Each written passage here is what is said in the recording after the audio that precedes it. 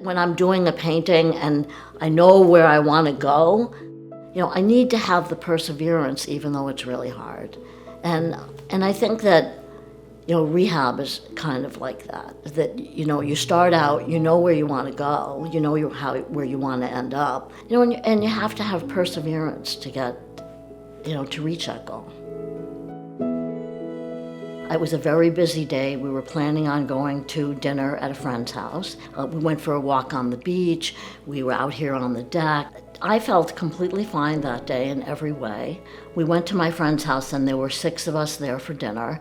We were cleaning up after dinner. In that interim, very suddenly, my vision became very blurry and I suddenly felt like kind of faint. And very quickly I realized that this was something very serious and I needed to say something. She came over to me and said, something's not right. So I asked her to sit down and that she said, "Oh my God, I know what's happening. I'm having a stroke."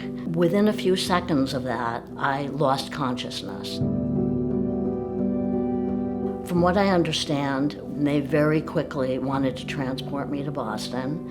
Within a very short time, they had diagnosed me that I had a brain aneurysm. Then I spent the next month at the neuro ICU. Apparently, I was very near death for at least the first 2 weeks, and it was a very challenging time for my family. Mary she's probably the most determined person I've ever met in my life. My sons and I had always said once we're past the medical part of this and it's up to Mary to have some control over her recovery, game over. When I was transferred to Spaulding, I had been in a bed for a month. I couldn't walk. I used a walker. I had speech problems. I was so weak. I had a physical therapist, and she would have a plan, and she would tell me what we were going to do today. Sometimes I'd look at her and go, "Really?" Like she'd say, "We're going to climb a flight of stairs today." And I'm thinking, I can barely walk. And I loved the way she just kind of, each time we got together, she just raised the bar enough so that it was a challenge, but it was doable. They were just wonderfully caring in terms of helping you regain abilities, regain the ability to walk, to talk. Basic things that we all take for granted. The type of care we received at Spaulding was exactly what you would hope for.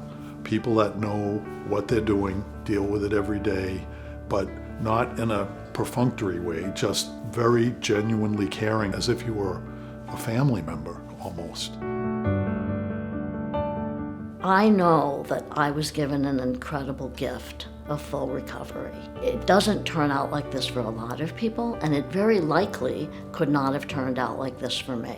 We feel like we have a responsibility to raise awareness and resources for the organizations that are going to try and make this better so that you can have more brain aneurysm survivors that skip the ambulance ride, skip a month in ICU. We just feel very fortunate that able to do so. When people have a ruptured brain aneurysm, that time is absolutely of the essence. I'm often home by myself because I'm painting, and I think sometimes how devastating this would have been. I don't know that I would have had time to call for help for myself. I think I'd want people to know, and I've said this to people, this can happen to anybody. We need to figure out who has these aneurysms and to do things to prevent their rupture. Because if I could have this happen, literally anybody could have this happen.